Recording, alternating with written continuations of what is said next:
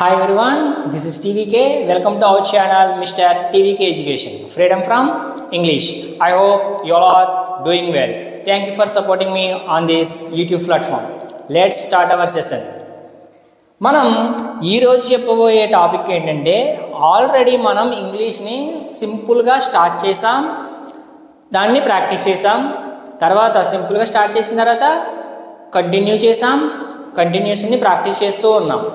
మరి సింపుల్గా స్టార్ట్ చేసిన ఇంగ్లీష్ని కంటిన్యూ చేసుకుంటూ వస్తున్నాం కదా, మరి అలా కంటిన్యూ చేస్తూ ఉంటే పర్ఫెక్ట్ అవుతాం కదా. అలా పర్ఫెక్ట్ అవ్వటం ఎలా, ఆ పర్ఫెక్ట్ ఇంగ్లీష్ని ఎలా మాట్లాడాలి అనేది ఈరోజు క్లాస్లో మనం డిస్కస్ చేసుకోబోతున్నాం. చూడండి, మనం సింపుల్ అయింది, కంటిన్యూ చేయడం అయింది, ఇప్పుడు పర్ఫెక్ట్ అవ్వటం ఎలా. ఓకే, పర్ఫెక్ట్ అవ్వటం ఎలా. సింపుల్ ఇంగ్లీష్లో ఏం నేర్చుకున్నాం? Do or does. మరి పర్ఫెక్షన్కి వస్తాం కాబట్టి ఏదో ఒక మార్పు అయితే ఉంటుంది కదా, కాబట్టి హ్యావ్ ఆర్ హ్యాస్. సింపుల్ ఇంగ్లీష్లో డిడ్, సింపుల్ ఇంగ్లీష్లో డిడ్ కాబట్టి పాస్ట్లో హ్యాడ్. ఫ్యూచర్ సింపుల్ ఇంగ్లీష్లో ఏంటి? విల్. మరి పర్ఫెక్ట్ అవుతున్నామంటే విల్ హ్యావ్. ఇది మాత్రమే మనకి పర్ఫెక్ట్కి సింపుల్ ఇంగ్లీష్కి డిఫరెన్స్. మిగతాదంతా ఇంగ్లీష్ అనేది సేమ్ ఉంటుంది. వర్డ్స్ మారుతాయి, హెల్పింగ్ వెర్బ్స్ మారుతాయి, అంతే. మనం మారం కదా, మనం చేసే పని మారుతుంది. ఆ పని యొక్క ప్రభావం ఎలా ఉన్నది, ఆ పని ఎప్పుడు చేసాం, ఇంతే. సింపుల్గా చేస్తే సింపుల్ ఇంగ్లీష్, కంటిన్యూటీ ఉంటే కంటిన్యూ ఇంగ్లీష్, పర్ఫెక్ట్గా చెప్పాలంటే పర్ఫెక్ట్ ఇంగ్లీష్. మరి ప్రజెంట్ టెన్స్లో పర్ఫెక్ట్గా ఒక మాటని చెప్పాలంటే ఏం చేయాలి అంటే హ్యావ్ ఆర్ హ్యాజ్ అనేది యూజ్ చేయాలి, పాస్ట్లో హ్యాడ్ యూజ్ చేయాలి, ఫ్యూచర్లో విల్ హ్యావ్ యూజ్ చేయాలి. మరి ఎటువంటి సమయంలో దీన్ని యూజ్ చేస్తాం? ప్రస్తుతం ఒక పని పూర్తి అయిపోయింది కానీ దాని ఫలితం మిగిలే ఉంది. ఏమని చెప్పాలి? పని పూర్తి అయింది కానీ ఫలితం ఇంకా మిగిలే ఉంది అంటే ప్రజెంట్కి సంబంధం ఉన్నట్టే కదా. ఏదైతే పనిని జస్ట్ ఇప్పుడే పూర్తి చేసావో, ఇప్పటికే పూర్తి చేసావో, ఎటువంటప్పుడు ఇప్పుడే పూర్తయింది లేదా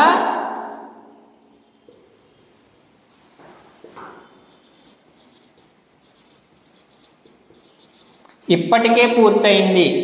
ఒక పని ఇప్పుడే పూర్తయింది అంటే పూర్తి అయిపోయింది, లేదా ఇప్పటికే పూర్తయింది.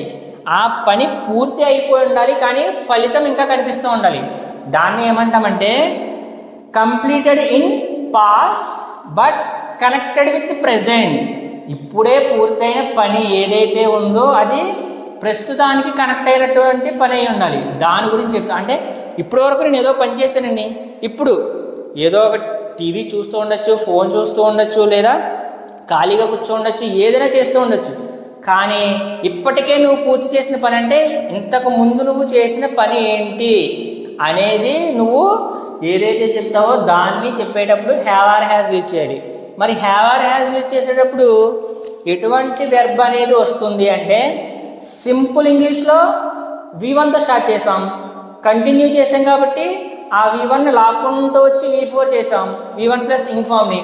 ఇప్పుడు పర్ఫెక్ట్ మూడో అడిగేస్తున్నాం కాబట్టి ఈజీగా వెర్బ్ 3 అనేది అప్లై చేస్తే సరిపోతుంది. హ్యాడ్ ఇక్కడ కూడా డైరెక్ట్గా V3. మరిది ప్రస్తుతం ఫలితం ఉండాలి కానీ పని పూర్తి అయిపోయి ఉండాలన్నాం. మరి హ్యాడ్ అనేది గతంలో రెండు పనులు ఎప్పుడైతే చేస్తున్నామో, టూ కంప్లీటెడ్ యాక్షన్స్, గతంలో రెండు పూర్తయిపోయిన పనుల గురించి, ఒకదాని తర్వాత ఒక పని చేశాను. ఓన్లీ ఒక పని చేస్తుంటే డిడ్ ప్లస్ V1, గతంలో రెండు పనులు చేసా ఒకదాని తర్వాత ఒకటి. అటువంటి సమయాల్లో ఏం చేయాలి? హ్యాడ్ ప్లస్ V3 యూజ్ చేయాలి. Next future. ఇక్కడ ఏం చెప్పాం?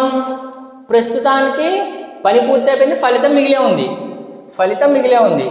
గతంలో రెండు పనులు ఎప్పుడైతే జరిగాయో అప్పుడు చెప్పాం.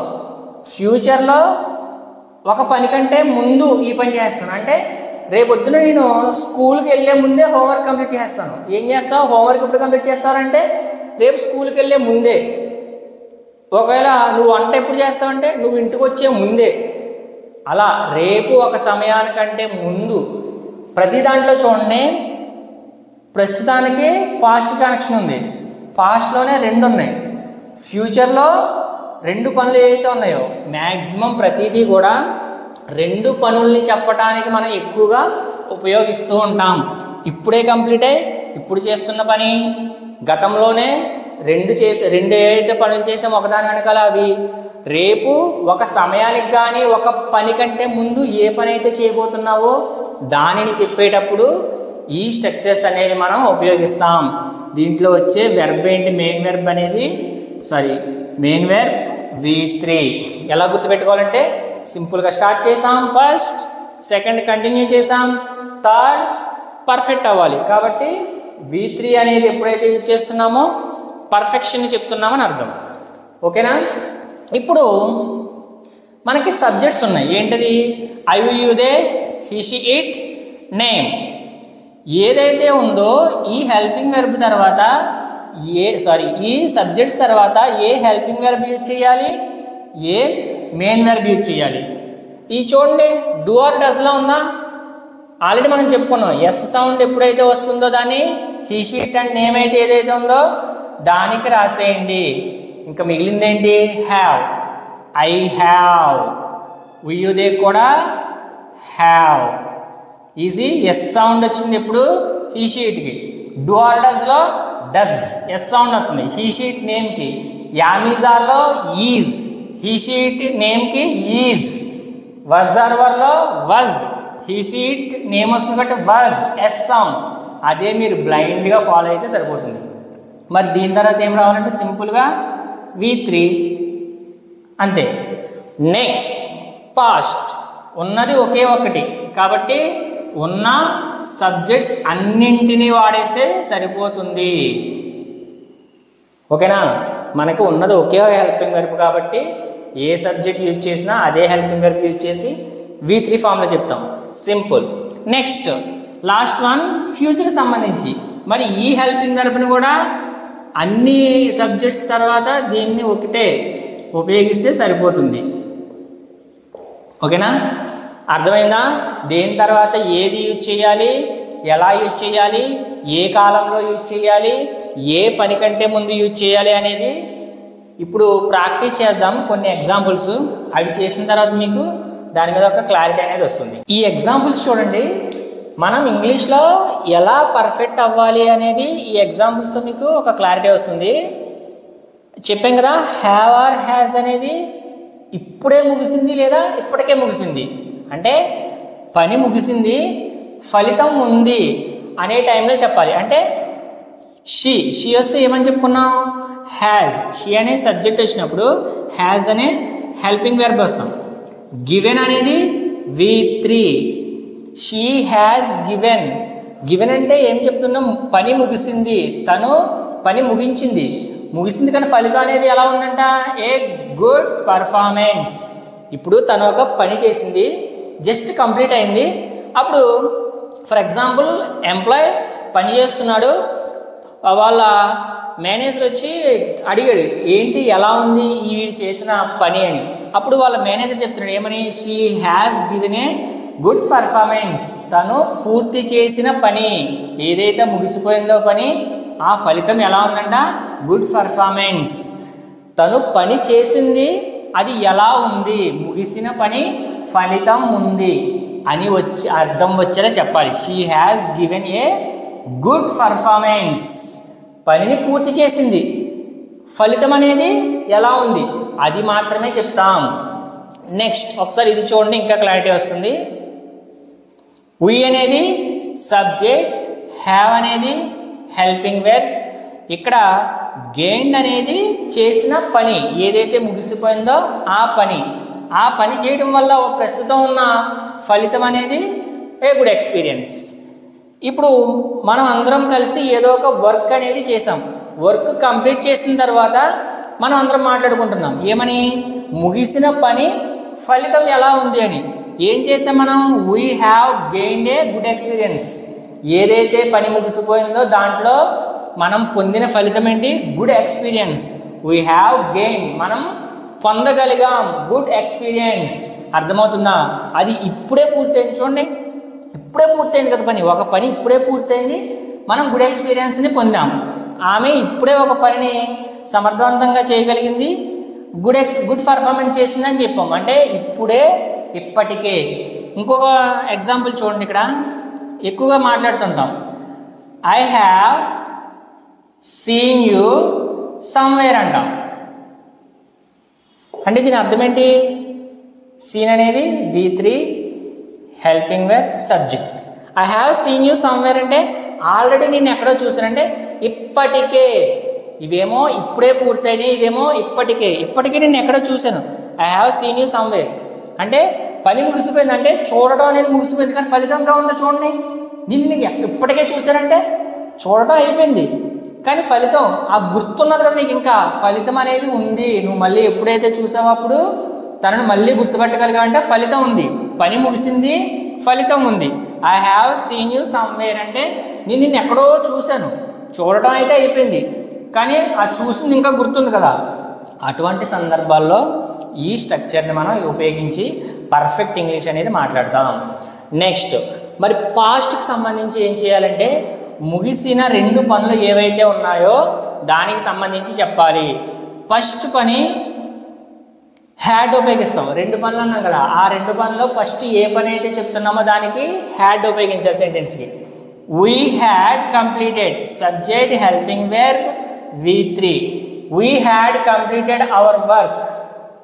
మేమందరం కలిసి అంటే ఏదో పని చేస్తున్నామంట. ఏం చేస్తున్నాం? గతంలో. We have completed our work before going to the movie. గతంలో పాస్ట్, గతంలో ముగిసిన 2 పనులు. ఏంటిది ఆ 2 పనుల్లో ఫస్ట్ పని ఏంటి? We had completed our work. మేము మా పనిని ముగించేసాం. మరి 2 పనులు కదా, మరి ఏ పని కంటే ముందంటే before going to the movie. మేము మూవీకి వెళ్ళాలనుకున్నాం, దానికంటే ముందు మా పనిని ముగించుకున్నాం. అలా 2 పూర్తయిన పనుల గురించి చెప్పేటప్పుడు గతంలో హ్యాడ్ అనేది ఉపయోగిస్తాం. నెక్స్ట్ ఇంకొక ఎగ్జాంపుల్ చూడండి. They had played the game before it rain. Subject helping verb V3 and remaining object and second sentence ఉంటుంది. ఇది ఫస్ట్ సెంటెన్స్లో ఏమంటున్నాడు? వాళ్ళు గేమ్ ఆడేశారంట. ఎప్పుడు? వర్షం కురవడానికంటే ముందు. అంటే ఇప్పుడు ఏమవుతుంది? గతంలోనే. ఏం చేశారా, ఎందుకు వచ్చేసారా మీరు రూమ్లోకి అని అడుగుతాం. అంటే ఏం చెబుతున్నాం?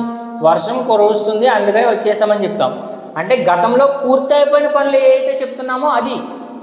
They had played the game. వాళ్ళు వర్షం ఆడుతూ ఉన్నారు, అప్పుడు వర్షం వచ్చింది. మీరు ఎప్పటి వరకు ఆడారా? గతంలో వర్షం వచ్చింది కదా, అప్పటి వరకు ఆడాం. ఎప్పటి వరకు మీరు సినిమా చూసారా? నువ్వు రూమ్లోకి ఎంటర్ అయ్యావు కదా, అప్పటి వరకు చూసాం. నువ్వు ఎప్పుడు నీ హోంవర్క్ కంప్లీట్ చేసావురా? నేను రాత్రి పడుకున్నాను కదా, పడుకోవడానికంటే ముందు కంప్లీట్ చేశాను. అంటే అప్పుడు ఏం చెప్పలే? I had completed my homework before I go to sleep. ఇలా ఏదైతే ఉందో అది మనం చెప్పాల్సి ఉంటుంది. ఇక్కడ కంప్లీటెడ్ యాక్షన్స్కి సంబంధించి 2 పనులకు సంబంధించి మనం చెప్తాం. Next future. ఫ్యూచర్కే విల్ హ్యావ్ ప్లస్ V3.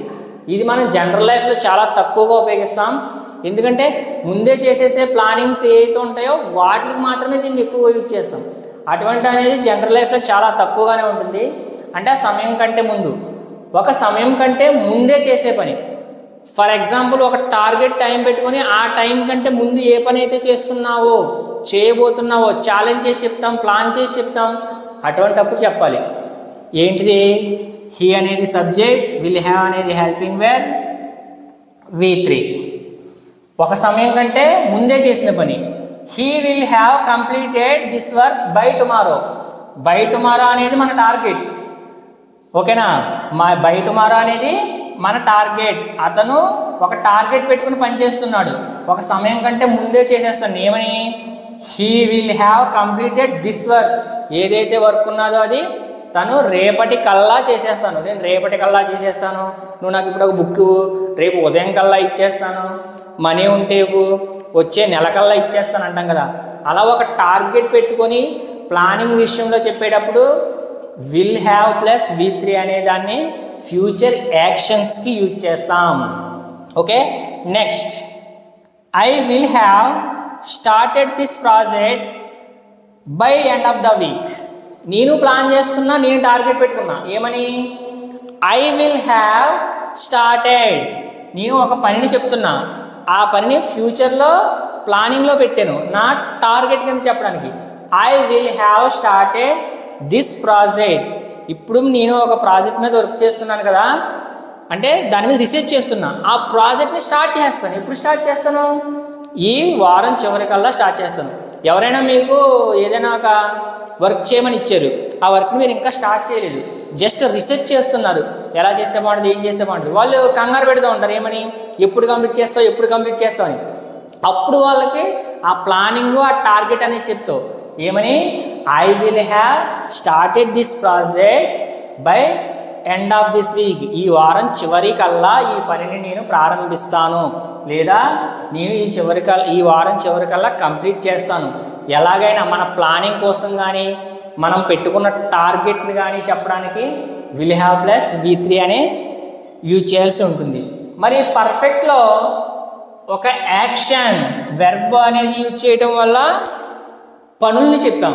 మరి వీటినే హ్యావ్ ఫార్మ్స్ అని కూడా అంటారు.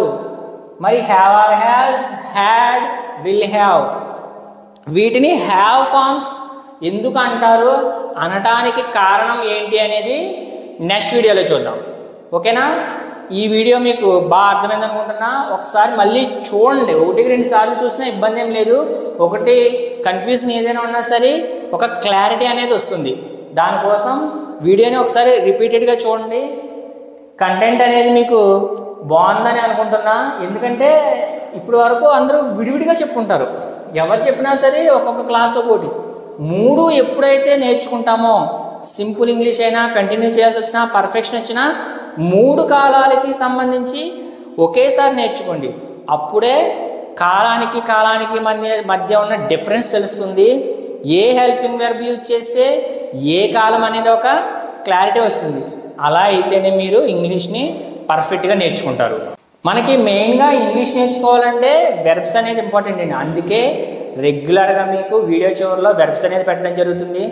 కేవలం ఒక 10 డేస్, జస్ట్ 10 డేస్ మీరు ఫాలో అయ్యారంటే మినిమం ఒక 250 వెర్బ్స్ అనేవి తెలుస్తాయి.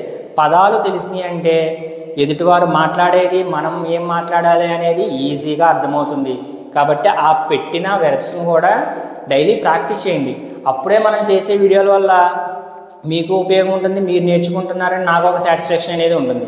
ఓకేనా, కొత్తగా పెట్టిన నన్ను, ఈ ఛానల్ని, ఈ కంటెంట్ ఎలా ఉన్నదని, వీటిలన్నింటినీ మీరు ఎంకరేజ్ చేస్తారని, దీని మీద మీ అభిప్రాయాలని కామెంట్ రూపంలో తెలియజేస్తారని అనుకుంటున్నా. ఒకవేళ మీకు వీడియో అనేది నచ్చుంటే లైక్ చేయండి, మీ ఫ్రెండ్స్ అండ్ ఫ్యామిలీ మెంబర్కి షేర్ చేయండి, మన ఛానల్ని సబ్స్క్రైబ్ చేసుకోండి.